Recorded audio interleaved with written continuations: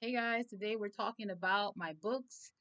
So I decided to hold on. I was talking in the midst of a burp. Sorry. Excuse me. So I decided that I decided that because I like black thrillers and horror movies so much, especially like the new small collection that's out there. And even some of the classics like Vampire in Brooklyn, um, uh, the one with Snoop Dogg, and I mean, like it was okay, like that. I seen it a long time. I think I was like 8 years old when that came out. But the new stuff that dude, who works with the guy who, they make all these funny skits and they talk about like he just mispronounced people's names. He says Aaron and like, stuff like that.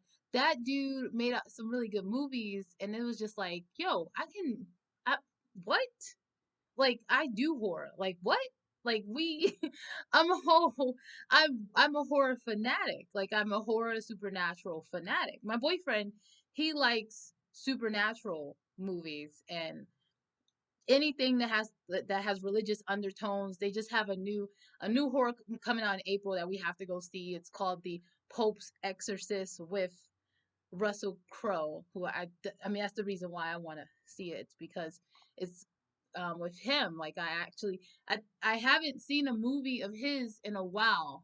And it just looks really good. And it's actually based on a true story. There's this whole pagan hidden temple under the Vatican, and there is a like statue and mosaic to the light bearer, which is Satan or Lucifer. Forgive me, not Satan, but Lucifer.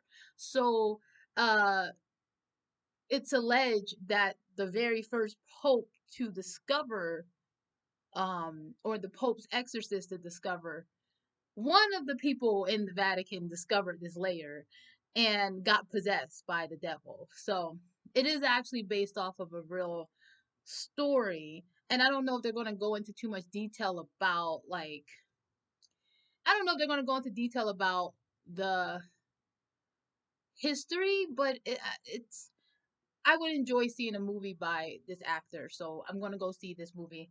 Also, I like Exorcist movie. I like movies that have religious undertones like The Devil's Advocate, Angel Heart.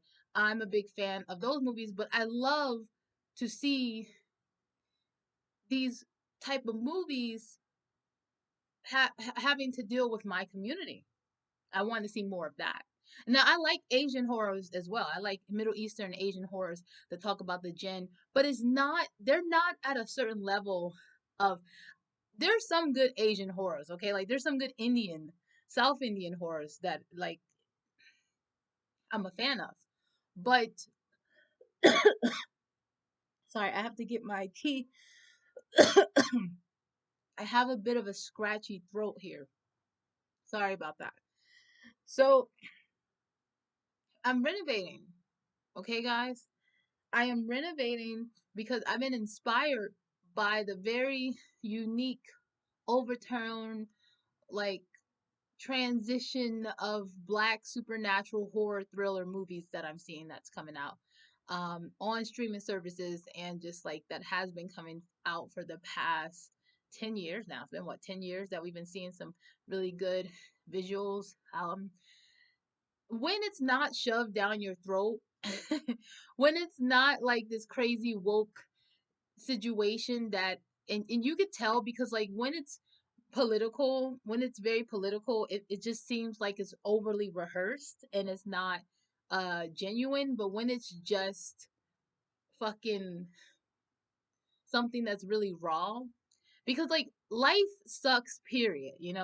Everyone experience racism and bias, so let me not be nihilistic. Life can suck a lot of the time, but in the filthiest of places do the lotus flowers grow. So like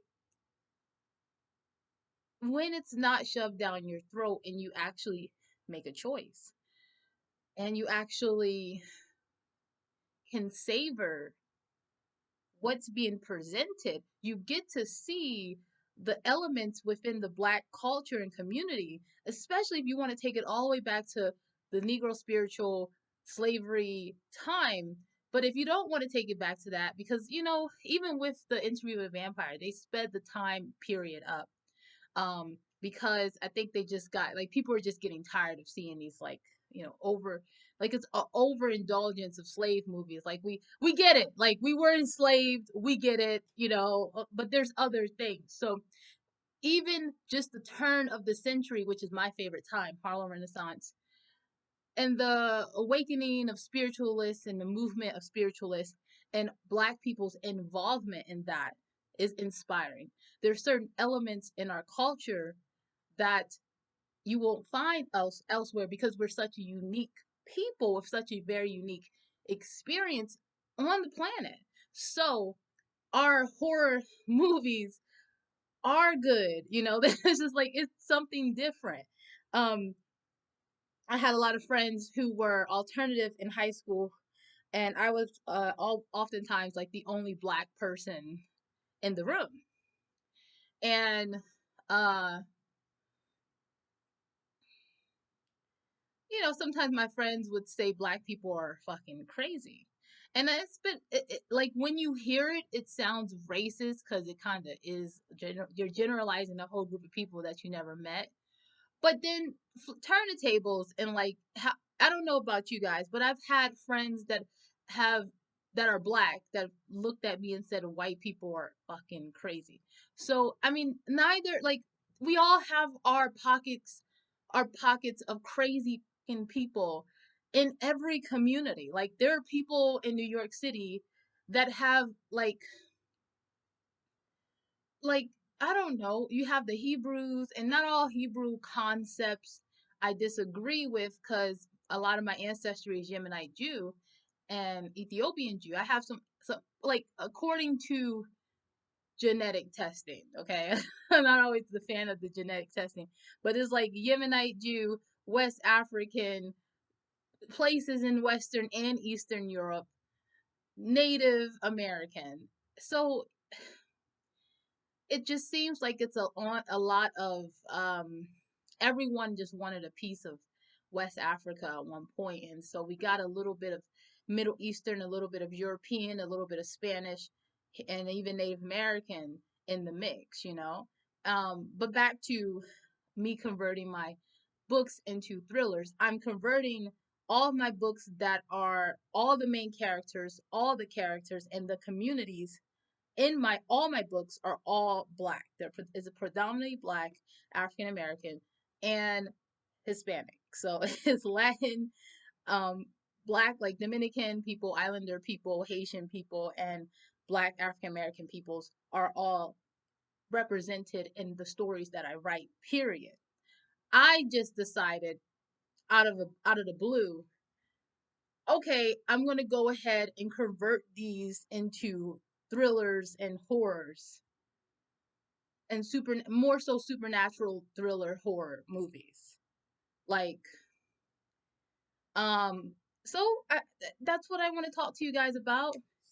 We'll do a part 2. I want to make my tea, so, like, my voice isn't scratchy, and we'll go into detail about how I'm converting the books. But let me tell you guys what books are out there. So the first book I have is titled Juneteenth, and it's about the lizard man and the lizard man in Bishopville, South Carolina. I have some relatives through marriage, because my dad remarried, that are in Hartsville and Bishopville. So I've had my fair share of seeing local life, okay? And they have the theory and the story of the lizard man. They have the lizard man museum. In my story, Juneteenth, it talks about a slave who was the son of a slave master. The slave who's the main character of the story, his name is St. Louis. And basically, um, the whole plantation gets obliterated by this supernatural half lizard, half man. And the man changes back into a human, and we see that the man is of native ancestry, wearing native clothing, Native American clothing, and um, and so Lewis is looking at him like, because he survived the attack, and he's just like, who are you? And the native man looks at the main character, and he's like, I'm here to make you into one of me, whatever that is. And we find out that this man, this lizard man, gives Lewis these supernatural powers, and changes him into another lizard man. So you have two lizard men, and um, basically there's like a bloodline of lizard people, okay? And Lewis becomes a lizard man on Juneteenth. He has to make a sacrifice every Juneteenth, and it's just a coincidence that it happens to be a holiday, for us. I just made it that way. Um, Lewis is immortal. The lizard people live for a very long period of time. Um, but Lewis found a way. St. Louis, who is the main character, he found a way to live forever by doing a particular Native American spiritual ritual that allows for him to rejuvenate his physical form, and he maintains his power and can transform himself into the lizard man, and he falls in love with a human woman. And it talks about this guy who is like lizard vampire, dude in the deep south. He owns a auto repair shop, and he also is a biker. He's black, um and half black, half white, because his father was a slave, and he is immortal, so he lives into the present day where he meets a human woman that he falls in love with, and he's now a part of a biker gang. So that's the Juneteenth story. We go into detail about it. It gets very fucking dark, and I think people will appreciate it because, I mean, it's a story about an urban legend that I turned into, like, I don't know, something I think will be great. Something I think will be great. And then I have two other stories, but I really want to get my tea. So the two other stories, I'll give you the titles, and we'll do another video here. It's Him in NYC, which I decided to convert into a thriller slash supernatural horror. So stay tuned to that, and don't make fun of my accent. And then there's um the Dark Mage, the Dark Mage. So stay tuned, people. Ta ta.